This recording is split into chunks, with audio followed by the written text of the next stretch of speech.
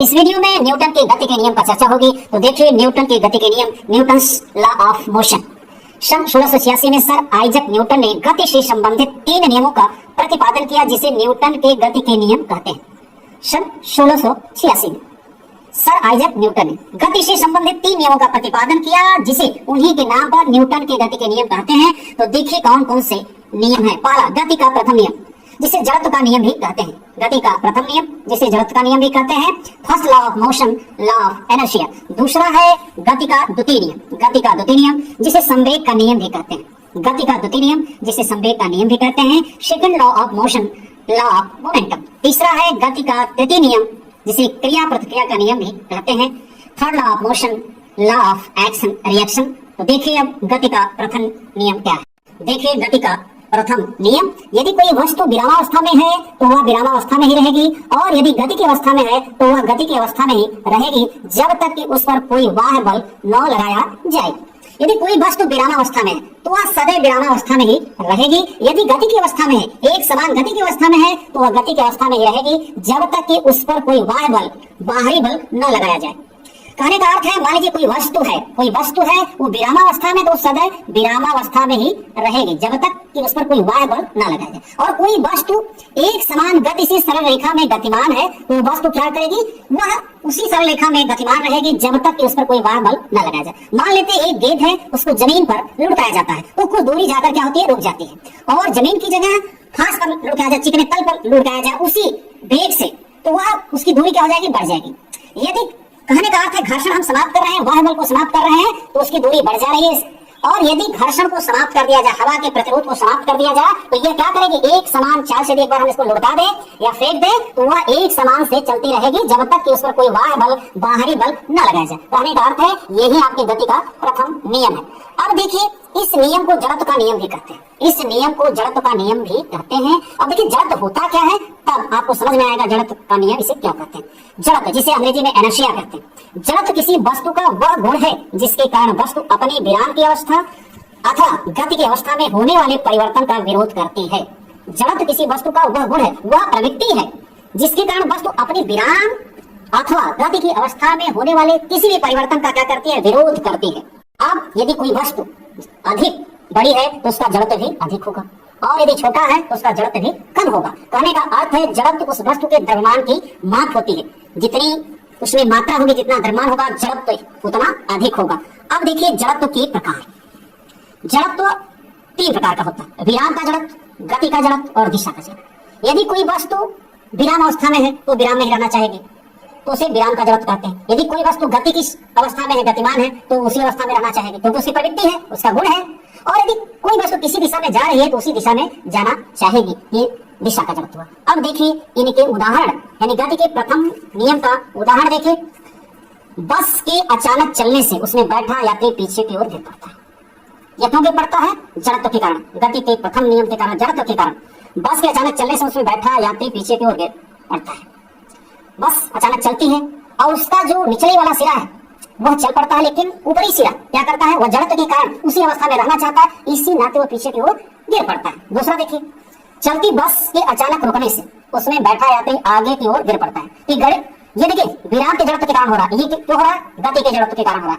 अब चलती बस के अचानक रुकने से, यदि बस चल रही है तो उस पर बैठा व्यक्ति भी क्या है, चल रहा है, उसका जो बस पर बैठा है, जो उसके संपर्क में है, वह क्या गति की अवस्था में है, और अचानक रुकती है तो उसका ऊपरी हिस्सा क्या है, चलना ही चाहता है, और निचला हिस्सा क्या चाहता है, रुक जाए, इसी कारण वो आगे की ओर गिर पड़ता है। अब देखिए गति का द्वितीय नियम क्या है। देखिए गति का द्वितीय नियम, किसी वस्तु के संवेग परिवर्तन की दर उस वस्तु पर लगने वाले बल के समानुपाती होती है, और इस संवेग परिवर्तन की दिशा सदैव बल की दिशा में होती है। किसी वस्तु के संवेग परिवर्तन की दर उस वस्तु पर लगने वाले बल के समानुपाती होती है, यानी संवेग परिवर्तन की जो दर है उस वस्तु पर लगने वाले बल के समानुपाती होती है। यानी जितना संवेग परिवर्तन की दर बढ़ेगा या घटेगा, उसी अनुपात में बल भी क्या होगा, घटेगा या बढ़ेगा, समानुपाती है। और इस संवेग परिवर्तन की दिशा सदैव बल की दिशा में होती है। अब इस कथन को हम विस्तार से समझते हैं। इस नियम को संवेग का नियम भी कहते हैं, इस नियम को, गति के द्वितीय नियम को संवेग का नियम भी कहते हैं। अब देखिए इसको इस प्रकार निगमित किया जा सकता है। माना किसी वस्तु का द्रव्यमान यम है तथा प्रारंभिक वेग u है, t समय तक बल F लगने से वस्तु का वेग v हो जाता है। वस्तु का प्रारंभिक संवेग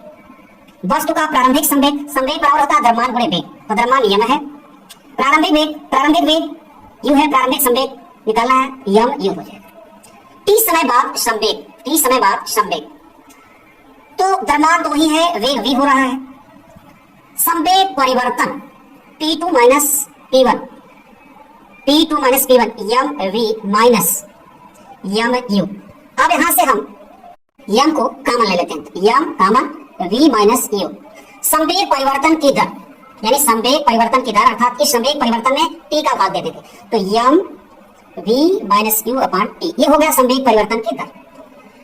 गति के द्वितीय नियम से यह क्या है, गति का द्वितीय नियम क्या कर रहा है, बल के समानुपाती होती है। तो F क्या हो जाएगा, F यदि बल F है तो F समानुपाती हो जाएगा m into v minus u upon t। ये हुआ गति के द्वितीय नियम से। बल F समानुपाती संवेग परिवर्तन की दर। जैसे जैसे संवेग परिवर्तन बढ़ता जाएगा बल का मान भी बढ़ता जाएगा।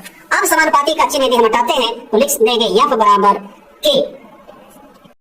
k इंटू यम v minus u upon t। अब देखिए यहाँ पर ये क्या है, v minus u upon t। यदि इसकी जगह हम क्या देखिए, वेग परिवर्तन बटे समय, इसको क्या कहते हैं, त्वरण कहते हैं। ये देखिए इतना हमें देखेंगे, ये क्या होता है, त्वरण। यदि हम इसको त्वरण को a से प्रदर्शित करें तो F बराबर लिख सकते हैं k m इंटू a, ये हुआ आपका बल बराबर k इंटू यम है। अब यदि यम का मान क्या ले लें, एकांक ले लें, a का मान एकांक ले लेंगे तो F का मान, और यम तब क्या हो जाएगा, ये भी एकांक हो जाएगा। तो k की वैल्यू यहां से क्या निकलेगी, F बराबर 1, यदि m बराबर 1 लेंगे, a बराबर 1 लेंगे, यानी 1 मीटर पर सेकंड स्क्वायर 1 किलोग्राम, तो F भी क्या हो जाएगा, 1 हो जाएगा, एकांक हो जाएगा। तो k इंटू 1 यानी यहां से हमें k प्राप्त हो गया, k बराबर 1। अब हम इसमें k का मान रखते हैं तो हमें मिलेगा F बराबर m a। अब देख रहे हैं कि गति के द्वितीय नियम से बल के सूत्र का निगमन हो रहा है, यानी बल बराबर होता है, यदि हम इसे शब्दों में लिखें तो बल बराबर द्रव्यमान गुणे त्वरण। ये संकेत में है और ये क्या है, शब्दों में है। अब गति के द्वितीय नियम को हम इस प्रकार भी कह सकते हैं, किसी वस्तु पर लगाया गया बल वस्तु के द्रव्यमान और वस्तु में उत्पन्न त्वरण के गुणनफल के बराबर होता है। अर्थात गति के द्वितीय नियम को हम इस प्रकार भी परिभाषित या उसके कथन को इस प्रकार भी कह सकते हैं, किसी वस्तु पर लगाया गया बल वस्तु के द्रव्यमान और वस्तु में उत्पन्न त्वरण के गुणनफल के बराबर होता है। अब देखिए गति के द्वितीय नियम का व्यवहारिक उदाहरण। अब ये पहला उदाहरण आपके सामने है। क्रिकेट की गेंद पकड़ते समय खिलाड़ी अपने हाथ पीछे खींचता है, क्यों खींचता है, क्योंकि गेंद पकड़ने में उसे घाव न लगे। अब देखिए मान लेते हैं खिलाड़ी यहाँ उसका हाथ है और जो ही गेंद को पकड़ता पीछे खींच लेता है। अब यहाँ जब गेंद पकड़ता है तो उसका संवेग बहुत अधिक होता है। संवेग क्या होता है, बहुत P1 मान लेते हैं, बहुत अधिक है। और फिर यहाँ आते आते संवेग क्या हो जाता है, शून्य, P2। ये क्या हो जाता है, शून्य, क्योंकि वेग शून्य तो संवेग शून्य। अब यदि ये हाथ अपना यही करता तो जो समय है वो शून्य के बराबर होता, टाइम क्या होता है, शून्य के बराबर होता। और जब यहाँ आ रहा है टाइम कुछ बढ़ गया तो संवेग परिवर्तन जो की दर हुई वो क्या हो गई, यहाँ पर समय क्या है, संवेग परिवर्तन। देखिए P2 माइनस P1 बटे T, यही है द्वितीय नियम, संवेग परिवर्तन की दर बल के बराबर होता है। ये जितना अधिक होगा बल उतना अधिक लगेगा। अब यदि यह इसी जगह है तो गेंद पकड़ा और इसका वेग शून्य हो गया तो समय बहुत कम लगा, तो ये संवेग परिवर्तन अधिक। लेकिन यहाँ पकड़ा, यहाँ खींच लिया तो कुछ समय तो लगा परिवर्तन होने में, यानी P1 से P शून्य होने में कुछ समय लगा, तो T का मान बढ़ गया तो संवेग परिवर्तन क्या हो गया, घट गया, अर्थात बल कम लगा, अर्थात उसको घाव कम लगा या घाव कम लगेगा। दूसरी बात देखिए, बंदूक की गोली शरीर में क्यों घुस जाती है, अब बंदूक की गोली का संवेग बहुत अधिक होता है और शरीर में जो घुसती है मांस में फंस जाती है और उसका क्या होता है, संवेग तुरंत क्या होता है, शून्य हो जाता है। और जो भी शून्य होगा, समय कम लगा है तो बल अधिक लगेगा। संवेग परिवर्तन की दर है, वही बात है, गोली लगी तुरंत संवेग परिवर्तन शून्य हो गया, तो समय कम समय में संवेग परिवर्तन हुआ, इसका अर्थ बल अधिक लगेगा, इसी ना तो शरीर में क्या होती है, घुस जाती है। अब देखिए गति का द्वितीय नियम, गति का द्वितीय नियम नहीं, गति का तृतीय नियम। प्रत्येक क्रिया की सदैव बराबर और विपरीत प्रतिक्रिया होती है। प्रत्येक क्रिया, जब कोई क्रिया होती है तो उसकी प्रतिक्रिया भी होती है, यही गति का तृतीय नियम है। इसके कारण गति के तृतीय नियम को क्रिया प्रतिक्रिया का नियम भी कहते हैं। अब देखिए विस्तार से समझिए, किसी भी क्रिया के लिए ठीक उसके बराबर किंतु विपरीत दिशा में प्रतिक्रिया होती है। क्रिया और प्रतिक्रिया बल सदैव दो अलग अलग वस्तुओं पर एक साथ कार्य करते हैं। किसी भी क्रिया के लिए ठीक उसके बराबर किंतु विपरीत दिशा में प्रतिक्रिया होती है। क्रिया और प्रतिक्रिया बल सदैव दो अलग अलग वस्तुओं पर एक साथ कार्य करते हैं।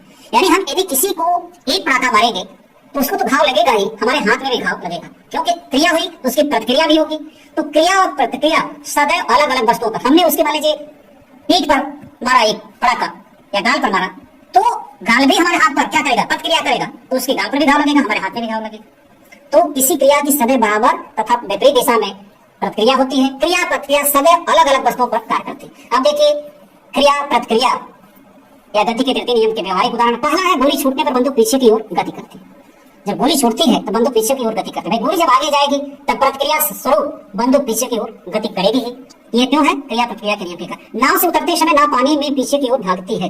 नाव से जब हम उतरते हैं तो अपने पैर से क्या करते हैं, नाव को दबाते हैं तो नाव पीछे हटती है। उस प्रक्रिया स्वरूप हमें नाव आगे की ओर यानी किनारे की तरफ फेंकती है और हम जमीन पर किनारे आ जाते हैं। नमस्कार।